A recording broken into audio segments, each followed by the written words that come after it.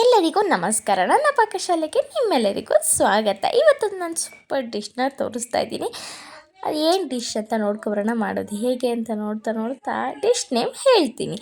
ಒಂದು ಪ್ಯಾನ್ ತೊಗೊಂಡು ಅದಕ್ಕೆ ಸ್ವಲ್ಪ ಬೆಣ್ಣೆ ಹಾಕಿ ಅದಕ್ಕೆ ನಾನು ಎಗ್ನ ಹಾಕ್ಕೊತಾ ಇದ್ದೀನಿ. 3 ಮೊಟ್ಟೆನ ಒಡೆದು ಚೆನ್ನಾಗಿ ಉಪ್ಪು ಮತ್ತು ಮೆಣಸಿನ ಜೊತೆ ಮಿಕ್ಸ್ ಮಾಡಿ ಹಾಕ್ಕೊತಾ ಇದ್ದೀನಿ.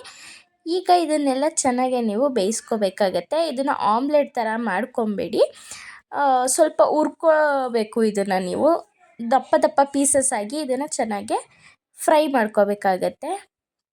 ಈ ರೀತಿಯಾಗಿ ನೀವು ಮಾಡ್ತಾ ಹೋಗ್ತಾ ಇದ್ದರೆ ಅದು ಫ್ರೈ ಆಗೋದಕ್ಕೆ ತುಂಬ ಈಸಿ ಆಗುತ್ತೆ. ಈ ರೀತಿ ಅದನ್ನು ಪದೇ ಪದೇ ಪದೇ ತಿರುಗಿಸ್ತಾ ಇರಿ ಎಗ್ನ, ನಿಮ್ಗೆ ಅವಾಗ ತುಂಬಾ ಈಸಿ ಆಗುತ್ತೆ. ಈ ರೀತಿಯಾಗಿ ಬರೋ ಥರ ಎಲ್ಲನೂ ಎಗ್ಸ್ನ ನೀವು ಫ್ರೈ ಮಾಡ್ಕೋಬೇಕಾಗತ್ತೆ. ಎಗ್ಗನ್ನ ಸ್ವಲ್ಪ ಬ್ರೌನ್ ಆಗೋ ರೀತಿ ಚೆನ್ನಾಗೆ ಫ್ರೈ ಮಾಡ್ಕೊಳ್ಳಿ. ಸ್ವಲ್ಪ ಮೇಲ್ಗಡೆ ಲೇಯರ್ ಕ್ರಿಸ್ಪಿ ಅನ್ನಿಸ್ಬೇಕು. ಆ ರೀತಿ ಬರೋ ತನಕ ನೀವು ಇದನ್ನು ಚೆನ್ನಾಗೆ ಫ್ರೈ ಮಾಡ್ಕೊಳ್ಳಿ. ತುಂಬ ಬ್ರೌನ್ ಬಂದರೆ ಸ್ವಲ್ಪ ಕ್ರಿಸ್ಪಿ ಟೈಪು ಅದು ಆಗತ್ತೆ. ಈ ರೀತಿ ಆದಮೇಲೆ ಇದನ್ನು ಒಂದು ಸೈಡಿಗೆ ಎತ್ತಿಟ್ಕೊಳ್ಳಿ. ನೆಕ್ಸ್ಟು ಅದೇ ಪ್ಯಾನ್ಗೆ ಇನ್ನೊಂದು ಸ್ವಲ್ಪ ಬೆಣ್ಣೆನ ಹಾಕ್ಕೊತಾ ಇದ್ದೀನಿ. ಬೆಣ್ಣೆ ಕರ್ಗದ ನಂತರ ಇದಕ್ಕೆ ಕಟ್ ಮಾಡ್ಕೊಂಡಿರೋ ಬೆಳ್ಳುಳ್ಳಿನ ಸೇರಿಸ್ಕೊತಾ ಇದ್ದೀನಿ. ಸಣ್ಣ ಸಣ್ಣಕ್ಕೆ ಕಟ್ ಮಾಡ್ಕೊಂಡಿರೋ 2 ಗೆಡ್ಡೆ ಬೆಳ್ಳುಳ್ಳಿನ ನಾನಿಲ್ಲಿ ಹಾಕ್ಕೊತಾ ಇದ್ದೀನಿ. ತುಂಬ ನೈಸ್ ಸ್ಮಾಲಾಗೆ ಪುಟ್ದಾಗಿ ಈ ರೀತಿ ಕಟ್ ಮಾಡ್ಕೊಳ್ಳಿ. ನೀವು ಇದನ್ನು ಚೆನ್ನಾಗೆ ಬೆಣ್ಣೆಲಿ ಫ್ರೈ ಮಾಡ್ಕೋಬೇಕಾಗತ್ತೆ. ಇದಕ್ಕೆ ಯಾವುದೇ ರೀತಿ ಬೇರೆ ಸ್ಪೈಸಸ್ ಹಾಕೋದಿಲ್ಲ. ನೀವು ಪೆಪ್ಪರ್ ಏನು ಹಾಕ್ಕೊತೀರ ಅದೇ ಸ್ಪೈಸಸ್ ಇರುತ್ತೆ.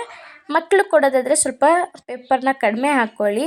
ನೀವು ತಿನ್ನೋದಾದರೆ ದೊಡ್ಡವರು ಸ್ವಲ್ಪ ಪೆಪ್ಪರ್ ಜಾಸ್ತಿನೇ ಹಾಕ್ಕೊಳ್ಳಿ. ಪೆಪ್ಪರ್ ಜೊತೆಗೆ ನಾನಿಲ್ಲಿ 1 ಸ್ಪೂನು ಮೈದಾ ಹಿಟ್ಟನ್ನ ಹಾಕ್ಕೋತಾ ಇದ್ದೀನಿ. ಮೈದಾನಾದರೂ ಸರಿ, ಕಾರ್ನ್ಫ್ಲೋರ್ ಆದರೂ ಸರಿ 1 ಸ್ಪೂನ್ ಹಾಕ್ಕೊಳ್ಳಿ ಸಾಕು.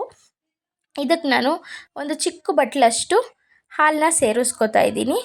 ಇದು ಕ್ರೀಮ್ ರೀತಿ ನಾವು ಮಾಡ್ಕೊಳ್ಳೋದಕ್ಕೆ, ಸಾಸ್ ರೀತಿ ಮಾಡ್ಕೊಳ್ಳೋದಕ್ಕೆ ಹಾಲು ಹಾಕ್ಕೊತಾ ಇದ್ದೀನಿ. ಇದನ್ನು ಚೆನ್ನಾಗೆ ಈ ರೀತಿ ಮಿಕ್ಸ್ ಮಾಡ್ತಾ ಹೋಗಿ ಸ್ವಲ್ಪ ರುಚಿಗೆ ತಕ್ಕಷ್ಟು ಉಪ್ಪು ಹಾಕ್ಕೊಳ್ಳಿ. ನಾವು ಆಗಲೇ ಎಗ್ಗಿಗೂ ಹಾಕಿರೋದ್ರಿಂದ ಲೈಟಾಗೆ ಉಪ್ಪನ್ನ ಸೇರಿಸ್ಕೊಳ್ಳಿ. ಇದು ಸಾಸ್ ರೆಡಿ ಆದ ನಂತರ ಇದಕ್ಕೆ ನಾವೇನು ಮಾಡ್ಕೊಂಡಿದ್ವಿ ಎಗ್ಗು ಮೊದಲು ಅದನ್ನು ಹಾಕಿ ಮಿಕ್ಸ್ ಮಾಡಿದ್ರೆ ಇದು ರೆಡಿ ಆಗುತ್ತೆ. ಬಟರ್ ಗಾರ್ಲಿಕ್ ಎಗ್ ಸವಿಯೋದಕ್ಕೆ ರೆಡಿ ಆಗುತ್ತೆ. ತುಂಬ ಟೇಸ್ಟಿಯಾಗಿರುತ್ತೆ, ಹಾಗೆ ಸಿಂಪಲ್ಲಾಗೂ ಕೂಡ ಇದೆ. ನೀವು ಕೂಡ ಮನೇಲಿ ಮಾಡಿ ಟ್ರೈ ಮಾಡಿ ಹೇಗಿತ್ತು ಅಂತ ನನಗೆ ಕಮೆಂಟ್ ಮಾಡಿ ತಿಳಿಸಿ. ಇದೇ ರೀತಿ ಹೆಚ್ಚಿನ ವಿಡಿಯೋದೊಂದಿಗೆ ನಾನು ನಿಮ್ಮೆಲ್ಲರಿಗೂ ಸಿಗ್ತಾ ಇರ್ತೀನಿ. ಅಲ್ಲಿವರೆಗೂ ನನ್ನ ಪೇಜ್